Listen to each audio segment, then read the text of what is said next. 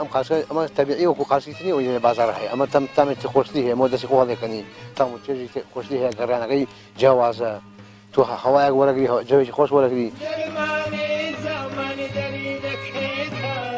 دیمەنی سروشتی ناوچە شاخاویەکانی سنووری قەزای دەربەندیخانە هاوڵاتیان بە مەبەستی گەڕان و دۆزینەوەی قارچک ڕوویان لێکردووە. گەڕان بە دوای قارچکدا ئارامی و وزەیەکی باشی دەوێت تا ئەو کاتەی دەیدۆزیتەوە.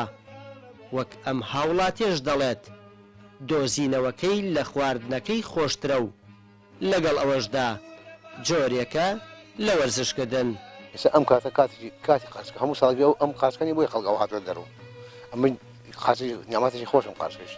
کەرەنتین و مانەوەی هاوڵاتیان بۆ ماوەیەکی زۆر لە ماڵەوە دەشت و دەر و تێکەڵاو بوونی بەسروشت لای هاوڵاتیان خۆشتر کردووە.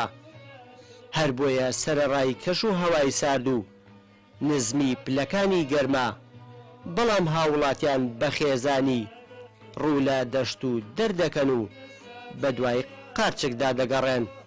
ئێستا ئێمە بە خێزانی هاتوونە دەرەوە بۆ جەوێکی خۆش بگۆڕین هەم بۆ قارچک کۆکردنەوە کە لەزەتێکی خۆشی هەیە کە لە ڕاستیە گەڕان بە دوای قارچکە لەزەتێکی تایبەتی و جەوێکی خۆشی تایبەتی خۆی هەیە. قارچکی گیایی یاخود قارچکی پاییز یەکێکە لەو جۆرانەی قارچک کە لە کۆتاییەکانی وەرزی پاییز و لە سروشتی کوردستاندا لەگەڵ باران و هەورە بروسکە پەیدا دەبێت و هاوڵاتیانیش زیاتر تا مەزرۆیی دەکەن. قارچکی زۆر زۆر هەیە خەڵک هەمووی دەرچووە بێ بەخوا سەر و جارانکە هەموو خەڵک دەرچوویە. سێکەڵێن لە گۆشت خۆشترە.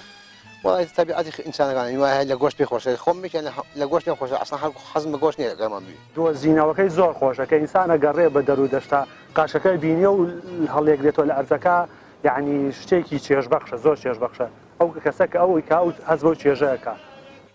سروشت و ناوچە شاخاویەکانی کوردستان بە یەکێک لە ناوچە دەوڵەمەندەکانی بەرووبوومی سروشتی دادەنرێت کە لەگەڵ هەروەرزێکدا جۆرەها بەرووبوومی خواردن بەرهەم دەهێنن بەبێ ئەوەی مرۆڤ ڕۆڵی لە بەرهەم هێنانی هەبێت کە لە دێر زەمانیشەوە باو باپیرانمان جگەلەوەی وەک ژەمی خواردن وەک چارەسەری سروشتیش بۆ نەخۆش بەکاریان هێناوە.